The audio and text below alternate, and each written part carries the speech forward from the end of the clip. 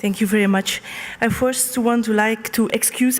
Merci beaucoup. Dr Julien Lézard, il est déjà parti, il est rentré en France, il n'est pas présent avec nous, on s'excuse en son nom.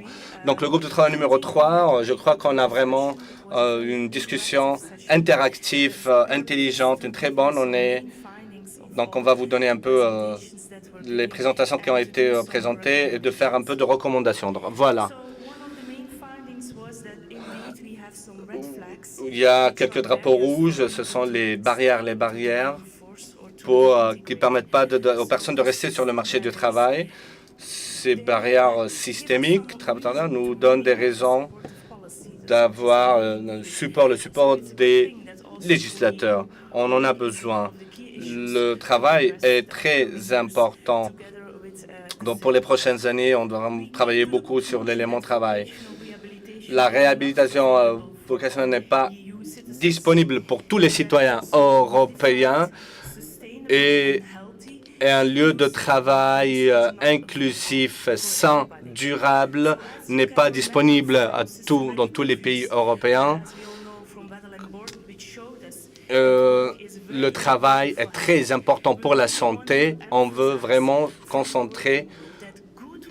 Un bon travail est bon pour votre santé et un environnement supportif adapté à votre capacité, à vos compétences, le rend encore plus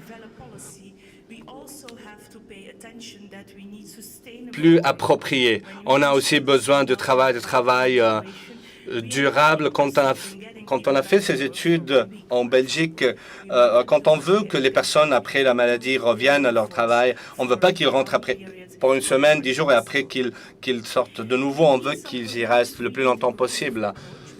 Une approche préventive réintégrative, chaque bailleur de fonds, chaque groupe impliqué doit se prendre ses responsabilités. Donc, créer un peu les liens entre la santé, les politiques qui gèrent le travail et les personnes qui souffrent de douleurs chroniques. Parfois, parfois ils sont écartés des lieux du travail. Par exemple, si quelqu'un veut rentrer du travail, il doit pouvoir y revenir et l'employeur doit lui permettre de revenir travailler dans un endroit où il peut travailler de manière durable, respectable. Il y a beaucoup d'inégalités au niveau européen, la gestion de la douleur, de comment faire rentrer les personnes au travail. On a voulu souligner l'implication de l'aide ou la santé primaire. Donc le médecin de famille est vraiment le premier point, la case de départ. Mais on doit les impliquer dans ce processus, mais souvent ce n'est pas une priorité. Et ça, c'est quelque chose à faire. Ça dépend aussi des financements qui viennent des bailleurs de fonds. Dans certains pays, les consultations, et après, pour revenir au travail, c'est payant ou on subit des pressions, on n'a pas le temps d'y aller, on ne peut pas y aller, on n'a pas de permission. Les patients, c'est très important quand on travaille ou sur la gestion de la douleur et pour permettre aux gens de retourner au travail ou leur permettre de garder leur travail, de ne pas perdre le travail, c'est d'avoir un peu une vision sur le cycle de vie comme un être humain. C'est pas seulement une semaine ou un mois, mais n'importe quelle décision, elle va impacter, influencer sur toute la vie professionnelle de cette personne. La prochaine diapo, elle nous montre, c'est très important que les politiciens reconnaissent que les gens qui souffrent de douleurs chroniques font face à beaucoup de défis, insécurité, mauvais salaire, les gens sont moins motivés et ils se dépriment. Si on va de manière un peu plus profonde, quand on fait vraiment une évaluation, qu'est-ce qui se passe? Par exemple, c'est l'insécurité, cette sensation de perdre des bénéfices, d'aller au travail et de rester encore ou d'aller au travail et après de se sentir mal et de nouveau congé de maladie. Et et ainsi de suite. La douleur augmente beaucoup les problèmes de santé mentale. Il y a une association entre l'anxiété et la dépression. Donc ça, c'est très important d'avoir une approche biopsychosociale intégrée.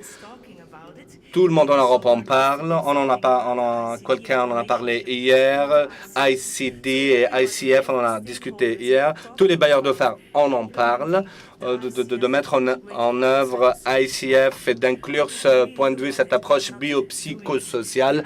On n'est pas encore en train de le faire. Pour le moment, on en parle seulement. Donc, la prise en charge holistique, pour pouvoir restaurer un peu la fonctionnalité de ces personnes, il y a des obligations sociales sur une participation réelle et une intégration professionnelle.